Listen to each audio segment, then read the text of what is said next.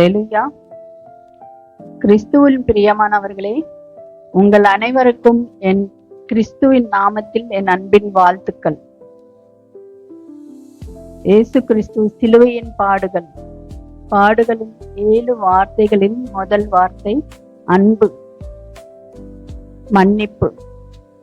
மன்னிப்பை பத்தி நான் இன்னைக்கு பேச போறேன். லூக்கா 23:34. அப்பொழுது இயேசு, பிதாவே, இவர்களை மன்னியும், தாங்கள் செய்கிறது இன்னதென்று அறியாதிருக்கிறார்களே. ஏசப்பா சிலுவையிலே பாடுகளை பற்றி நாம பேச போறோம். முதல் வார்த்தை மன்னிப்பு. யார மன்னிக்கிறார் அவரு? அவரை பொய்க்குற்றம் செலுத்தி வாறுகளால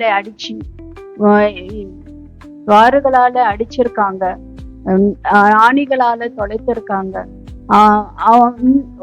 மூஞ்சில துப்பி இருக்காங்க, முள்மூடி சூட்டி இருக்காங்க. அவங்கள பார்த்துதான் ஏசப்பா பிதாவே இவர்களை மன்னியும் பிதாயிடம் மன்றாடுகிறார். யாராச்சும் அந்த மாதிரி இழிவுபடுத்தினவங்கள பார்த்து மன்னிங்கன்னு கேட்பாங்களா? ஆனா அவரு நமக்காக பரத்துல இருந்து இறங்கி எப்படி முன்மாதிரியா நடந்திருக்காரு.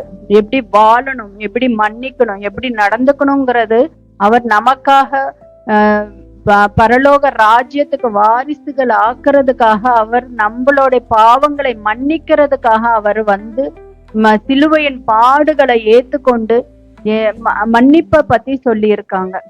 அதன்படி நடந்திருக்காங்க. அதே போல எப்படி மன்னிச்சிருக்காருன்னா, பக்கத்துல இருக்கிற திருடனை அவர் மனம் மாறின பிறகு அந்த திருடனையும் மன்னிச்சு பரலோக ராஜ்யத்துக்கு என் கூட நீயும் இருப்பாய் என்று சொல்லியிருக்காரு. அதே போல நாமளும் அடுத்தவங்களை மன்னிக்கணுங்கிறது அவர் முன்னுதாரணமா காட்டியிருக்காரு. அவரு நடந்திருக்கிற போல, அவருக்கு நடந்தது போல இனியும் நடக்க போறது கிடையாது, இனிமேலும் நடக்க போறது கிடையாது. ஆனாலும் அந்த சிலுவையில அவர் மன்னிச்சிருக்காங்கும் போது நாமளும் அடுத்தவங்களை மன்னிக்கிறோமா? அந்த மாதிரி கிடையாது. எந்த ஒரு சிறு தவறு செஞ்சா கூட நாம மன்னிக்கிறது கிடையாது. அதுவே ஒரு பெரிய ஒரு இஷ்யூவா எடுத்துக்கிட்டு அதை பத்தி நாம அவங்கள குற்றம் காணுவோம்.